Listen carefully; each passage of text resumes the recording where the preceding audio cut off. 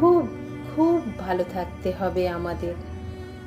একটা তেজ আর একটা জেদ আপনার ভালো থাকার চাবিকাঠি। যে ঠকালো তাকে মন থেকে দূর করে দিন। যদি দূর করতে না পারেন তাহলে তার থেকে সতর্ক থাকুন। বুকের মধ্যে এমনভাবে বারুদ পুষে রাখুন, দ্বিতীয়বার ঠকাতে এলে যেন জ্বলে উঠতে পারেন। নিজের সুবিধার জন্য আপনাকে দিয়ে যে সব কাজ করিয়ে নেয় তার মুখের ওপর দৃঢ়ভাবে না বলতে শিখুন। না বলতে পারাটা অন্যায় নয়, না বলাটা আপনার ব্যক্তিত্ব। যেখানে আপনাকে অপমান করা হবে তার দিকে পিছন ঘুরে দাঁড়াতে শিখুন।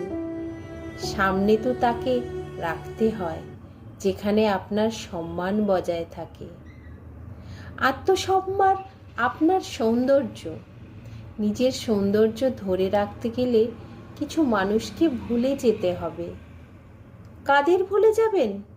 ওই যে যে আপনাকে অবহেলা করে, যার কাছে আপনার গুরুত্ব নেই। জানেন, সবাইকে মনে রাখার মধ্যে কোনো গৌরব নেই। শুধু এটুকু বুঝতে হবে, আমাদের খুব খুব ভালো থাকতে হবে।